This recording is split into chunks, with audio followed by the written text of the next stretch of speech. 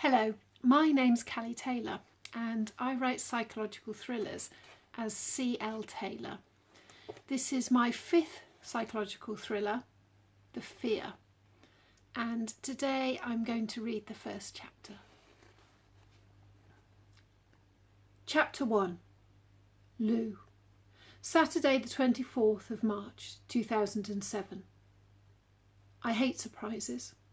So much so that when Ben rang me at work on Monday and told me to keep the weekend free because he was going to surprise me, I almost ended the call. Instead, I pretended to be thrilled. "You okay?" he asks now. "You don't get travel sick, do you?" If I look pale, it's got nothing to do with the fact that we're rocketing down the A2 in Ben's battered VW Golf. "I'm fine," I say, "but I wish you'd tell me where we're going." He taps a finger against the side of his nose and smiles. "You'll find out soon enough." Ben was never meant to be more than a one-night stand. I figured he'd be straight out of my bed and my life the moment our sweat-slicked bodies cooled. But he stuck around. He stayed all night and then insisted on taking me out for breakfast the next day. I said yes, partly because it was less awkward than saying no. Mostly because I was hungry and I didn't have any food in the house. We ended up staying in the cafe for over 2 hours. I learned that he was a self-employed graphic artist. He'd never been to a gig, and his dad was a massive hypochondriac. He learned that I was an only child, a project manager for an e-learning company, and that my dad had recently died. Ben immediately reached across the table, squeezed my hand and said how sorry he was. When he asked if we'd been close, I changed the subject. I need to go back there at some point, to my childhood home in the rolling green Worcestershire countryside, to clean and clear the farmhouse and put it on the market. But there's a good reason why I haven't been back in 18 years. "Not long now," Ben says, as a sign to Dover, Channel Tunnel, Canterbury, Chatham flashes past us. "Any idea where we're going yet?" My stomach tightens, but I keep my tone light. "Canterbury has a nice cathedral. You're not planning on marrying me, are you? I haven't packed a dress." If Ben knew me well, he'd realise that my voice is half an octave too high, and my smile is pulled too tightly over my teeth. He'd ask if I was okay instead of laughing, and make a quip about Gretna Green. But Ben and I have only been seeing each other for a month. He barely knows me. I try to quell my anxiety, first by singing along to Ben's Arctic Monkey CD, and then by talking crap. As the miles speed by, we discuss the DVD box set we've been binge-watching for the last week, the latest celebrity scandal that's been splashed all over the broadsheets, and where we watched the lunar eclipse. Logically, I know I have nothing to fear. I'm 32, not 14, and Ben didn't ask me to pack my passport. But the knot in my stomach remains. "Are we nearly there yet?" I ask, as Ben presses a bottle of water to his lips. He laughs, spraying the steering wheel with a fine mist. "Are you 5? "No, just impatient." "I knew I should have blindfolded you." "No," he nudges me lightly. "Gagged you." I tense, but force a laugh. "Please tell me you're not into all that S&M shit." "Who says it's shit?" More laughter.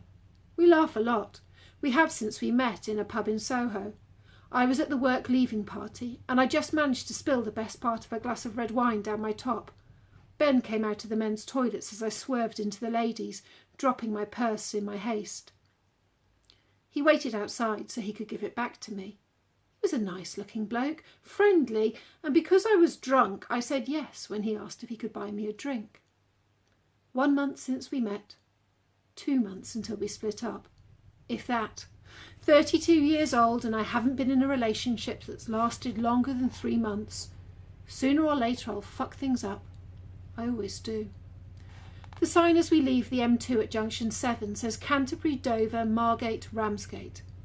I can't imagine he's taking me to Margate for the weekend, although it could be fun. Canterbury then? It has to be. Maybe I should have packed a white dress. "Please tell me where we're going," I plead.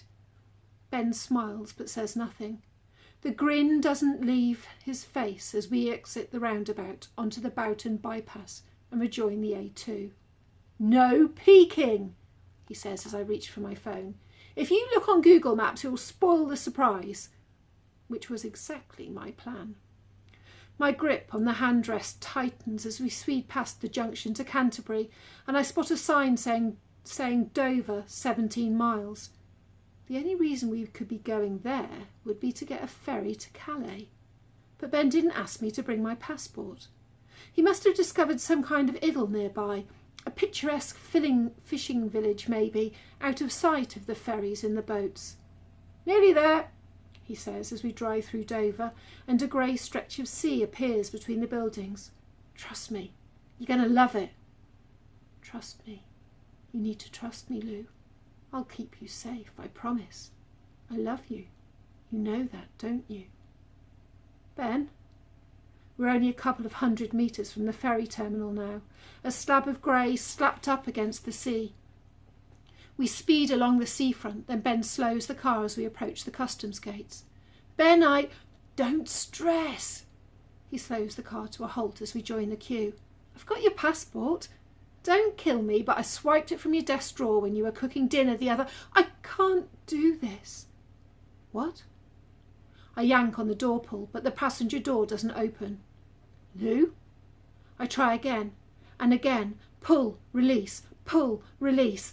The piece of black plastic flaps back and forth, but the door doesn't open. He's locked me in.